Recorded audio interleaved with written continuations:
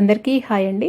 ఈరోజు సఖీ వంటగదిలో ఇలా తోటకూరతోని ఈజీగా టేస్టీగా ఉండేటట్టు ఈ విధంగా ఒకసారి చేసి తిన్నారంటే ఇంట్లో అందరికీ నచ్చుతుంది. చేయటం కూడా చాలా ఈజీ. ఇది ఆరోగ్యానికి కూడా చాలా మంచిదండి. ఈ విధంగా చేయండి. ఈ ప్రాసెస్లో చాలా బాగుంటుంది.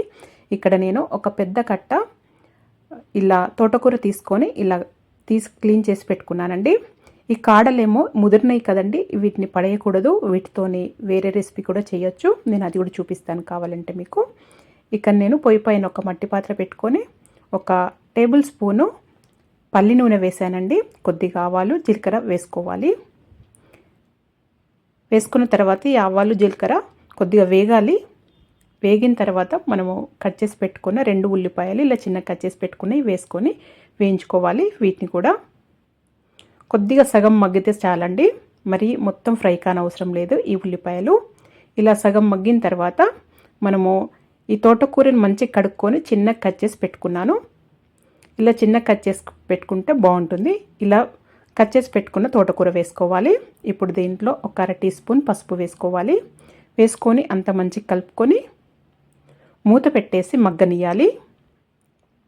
లో ఫ్లేమ్లో పెట్టి మగ్గనియాలండి. అంతవరకు ఇక్కడ ఒక 5-6 వెల్లుల్లిపాయలు, ఒక 4-5 పచ్చిమిర్చి, మీరు తినే కారాన్ని బట్టి ఆ పచ్చిమిర్చి కారం ఎంత ఉన్నాయో చూసుకొని 2 కలిపి మిక్సీ పట్టుకొని పెట్టుకోవాలి. ఇది మగ్గిపోయింది చూడండి. ఇలా మగ్గాలి. ఇంతే సరిపోతుంది. ఎక్కువ మగ్గనియొద్దు వీటిని.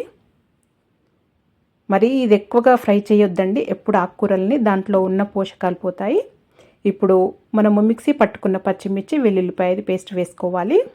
కచ్చపచ్చగా పట్టుకోండి, చాలా బాగుంటుంది. ఇప్పుడు మీ రుచికి తగినంత ఉప్పు వేసుకోవాలి. దీంట్లో కల్లుప్పు వేసుకుంటే దీంట్లో మెల్ట్ అవ్వదండి, అందుకే నేను ఇది మామూలుగా పౌడర్ ఉప్పు వేస్తున్నాను. నేను ఒక 1/2 టీ స్పూన్ అలా వేసాను. 1/2 టీ స్పూన్కి తక్కువనే వేసానండి. ఎప్పుడు ఆకుకూరలలో తక్కువగా ఉప్పు పడుతుంది, అందుకనే తక్కువనే వేసుకోవాలి.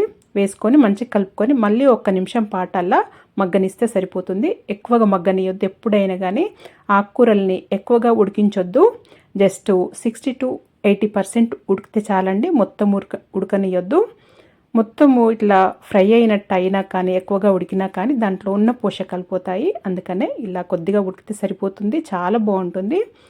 ఇది ఇలా అయిన తర్వాత తీసి వేడి అన్నంలో సర్వ్ చేసుకుంటే చాలా రుచిగా ఉంటుంది. ఆకుకూర ఎక్కువగా కలుపుకొని తినాలి ఎప్పుడైనా కానీ. ఈ విధంగా మీరు కూడా ఒకసారి ట్రై చేయండి. మరి మీకు కనుక ఈ వీడియో నచ్చినట్టయితే లైక్ చేయండి, షేర్ చేయండి, సబ్స్క్రైబ్ చేసుకోండి. Thank you for watching.